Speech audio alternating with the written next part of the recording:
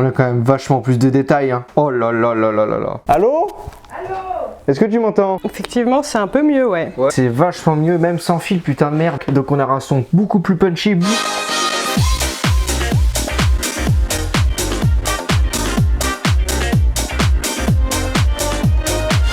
Aujourd'hui, on va tester un amplificateur connecté pour casque audio pour pouvoir écouter vos musiques en haute résolution sans perte audio. Et c'est compatible avec les iPhones. Écoute-moi bien mon Claude, on va tester le Cadasty. C'est parti pour l'unboxing. Ah, bah voilà mon Claude. Hop, voilà, comme ça. Putain, c'est bien protégé ce berger. Déjà, rien qu'à la boîte, on dirait que c'est un produit Apple. Oh là là là là là. Regarde-moi ça. Ouh, c'est juste magnifique. Ici, on a la notice d'utilisation et nous avons le câble lag-in vers USB-C. Attends, on a même l'USB type C vers USB type C. Donc ça veut dire que ça marche pas que avec les iPhones. Donc on est sur quelque chose qui est vraiment quali. On est sur du 100% aluminium, il n'y a même pas de plastique là-dessus. Donc on a le bouton Power qui est juste ici. Ensuite nous avons le bouton volume plus moins. À l'arrière on a le port USB type C et le port jack 3.5. L'amplificateur fait 95,5 mm de longueur sur 63,8 mm de hauteur et 6,25 mm d'épaisseur.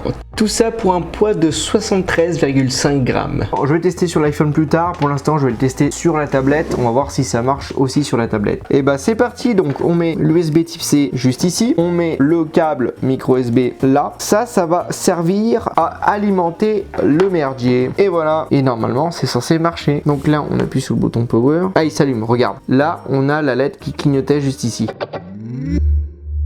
Alors cet amplificateur est compatible avec le format DSD, AAC, FLAC, APE et OGG pour les connexions filaires. Et pour les connexions sans fil, c'est compatible avec le LDAC, le aptX HD. Donc sans fil, c'est-à-dire que ce produit, normalement, c'est aussi censé marcher en Bluetooth.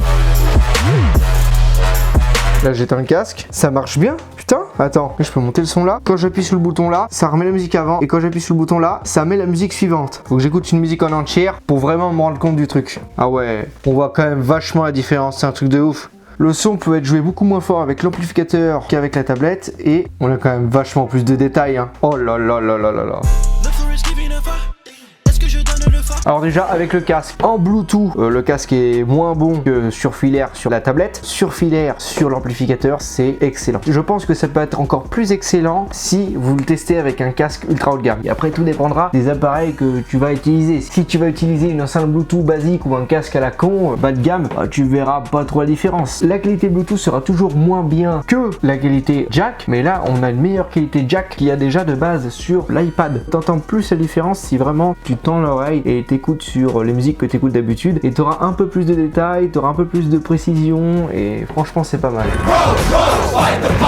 L'amplificateur est équipé du Bluetooth, c'est-à-dire que tu n'es pas obligé de le brancher à ton smartphone pour l'utiliser. Donc tu pourras recharger ton smartphone tout en utilisant l'outil. Et en plus, si tu as envie d'écouter de la musique pas forcément à côté de ton téléphone, bah hop, regarde, tu l'enlèves, tu le mets. Nous avons le Bluetooth aptX HD aptX Low Iris en 96 kHz 24 bits avec faible latence. Et ben on va tester ça. Donc pour connecter le Bluetooth, c'est très simple. Regarde, bah déjà il est déjà allumé parce que je l'ai allumé. Ça clignote bleu, c'est-à-dire que c'est Bluetooth. Attention, voilà, c'est-à-dire que c'est connecté. Mais je sais pas où c'est où Apple Music?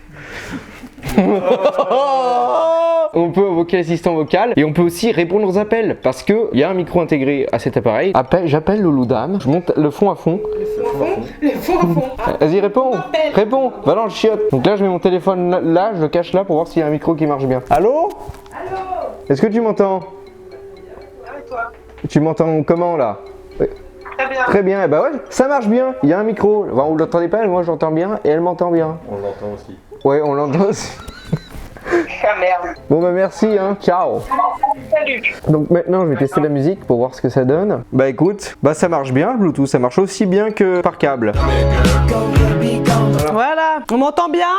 Putain, on entend même la musique. Tiens, rebranche le casque pour voir la différence tout de suite. Branche. Putain. Bon, j'ai vieilli, bon. C'est mieux ou pas?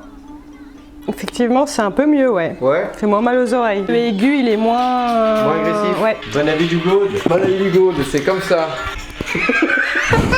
Je repense aux soucis, ce soir c'est sûr.